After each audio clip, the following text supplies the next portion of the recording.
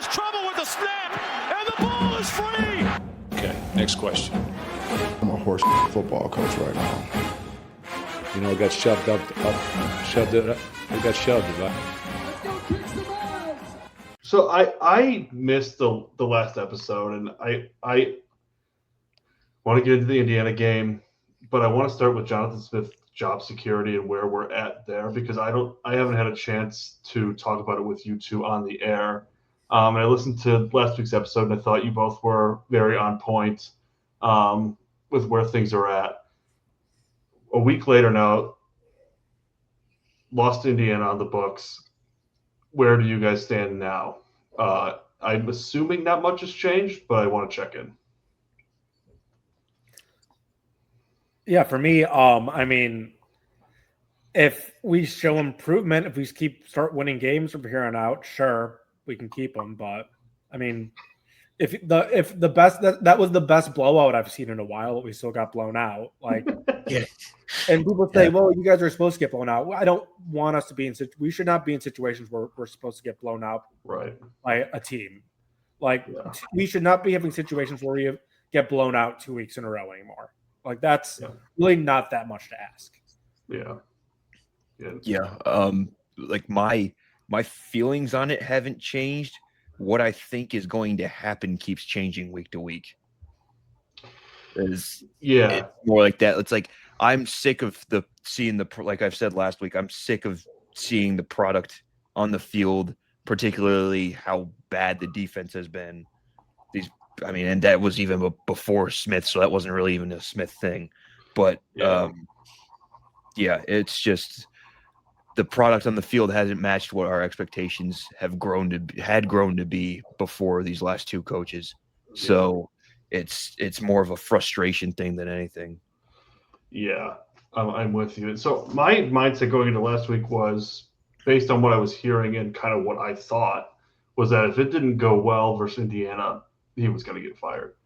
And I didn't watch most of the game. I only really saw the score. But based on the score, it didn't look like it went well. But this week it's been kind of crickets on the job security front, and you have Tom Izzo preaching patience again, talking about how hard the job is. So I truly am a little surprised to hear that it almost feels like the talk of his job or him getting fired is kind of quieted a bit. Is that fair to say? Yeah, I feel like, I forget which one of you said it, but it feels like they're doing whatever they can to find a reason to keep him right now. Yeah. Which I wouldn't have thought a week ago. Like I ran into one of the radio hosts around here who does a college football show in the press box, and he asked me about Jonathan Smith, and I told him I'd be surprised if he's around 2 weeks from now. Mm-hmm. And now I'm thinking, wow, I was probably totally wrong about that, because they seem like they're taking, even though it was a blowout, it seems like they're almost finding it as a moral victory, which is ridiculous. But there's also the fact that there's 11 head coaching jobs out there already. So do you really want to be competing with 11 other schools for the same guys to take the head coaching job? And that's one thing they got to decide. I mean, yeah, that makes sense. So let's go to the Indiana game. Like I said, I didn't see a lot of it. Was there positives to take away? Like, it seems like they're saying. Did you watch the Rutgers game last year, Willie? Yeah.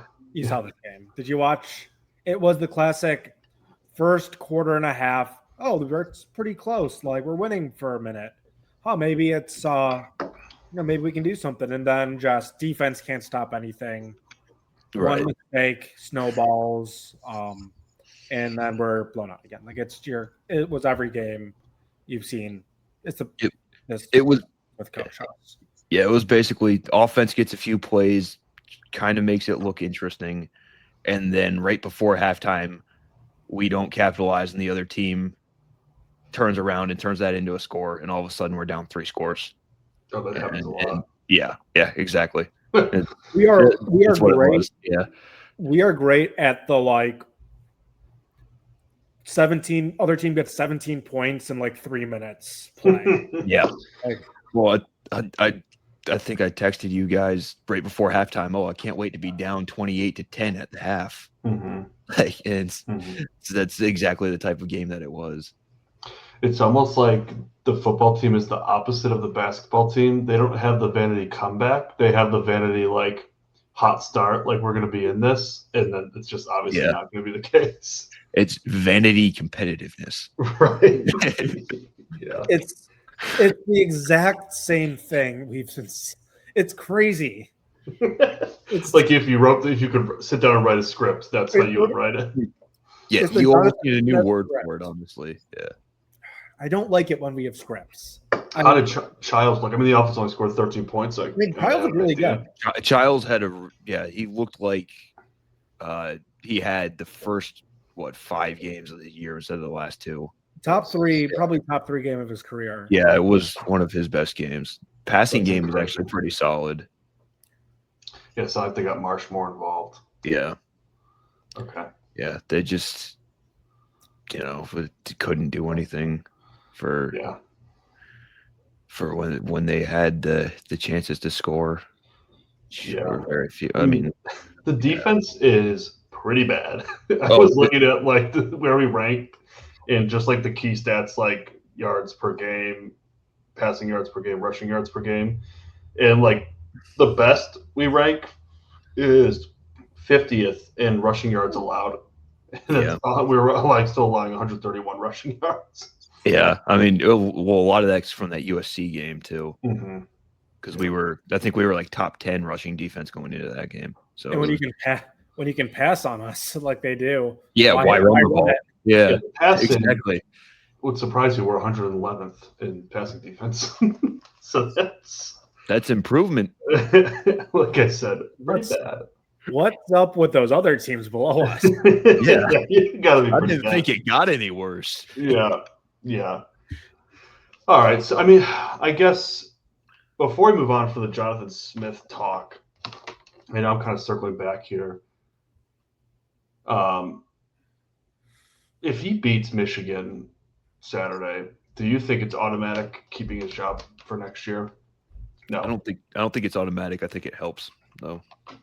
I mean, it clearly helps. But if he beats Michigan and we finish 4-8, that's not going to satisfy anybody. Yeah. And if he loses, do you think they'll fire him Sunday?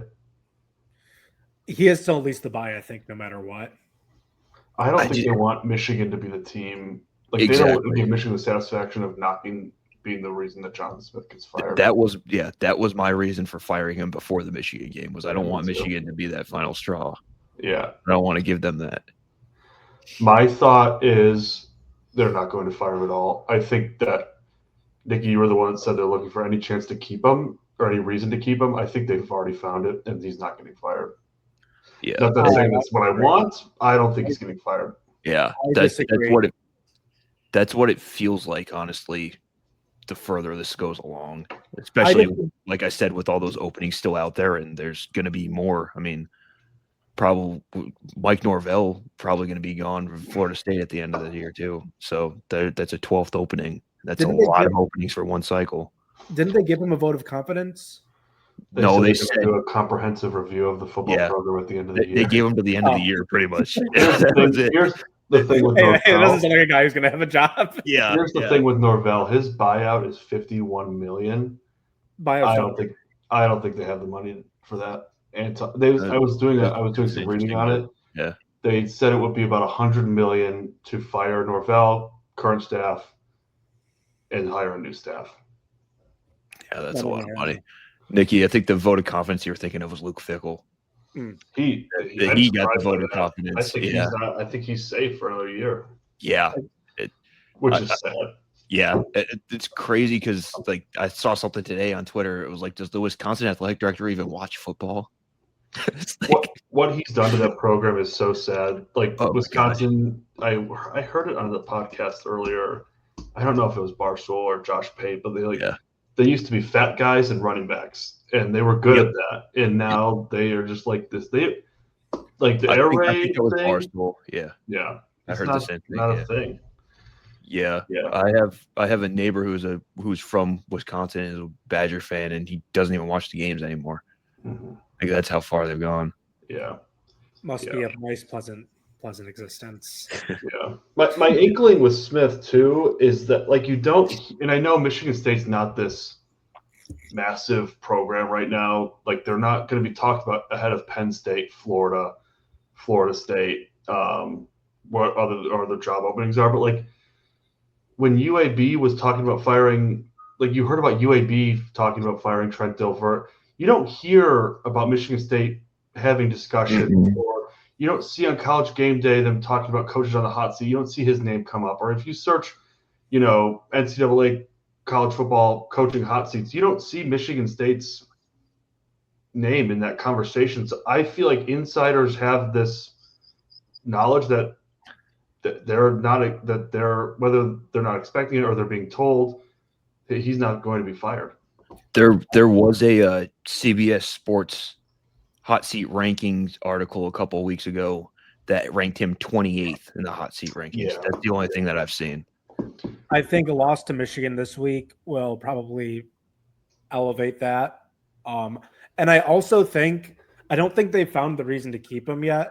I think if we show improvement, we'll keep him and we win 2 more games, whatever they might be. But I mean, if we're still getting blown out every game and we go 3-9, if we don't improve at all, I just can't see doing that, because we have to get, like, we're going to be bad unless the donors get invested. So, like, if they're not going to throw money at Jonathan Smith, get somebody who they're going to throw money to. We have to fire him. Oh, they're going to need the donors to throw some money to fire him. Yeah, I was going to say. The school covers that. And we're getting like $20 million revenue share stuff. We got the money. Yeah, we still have to pay for a roster.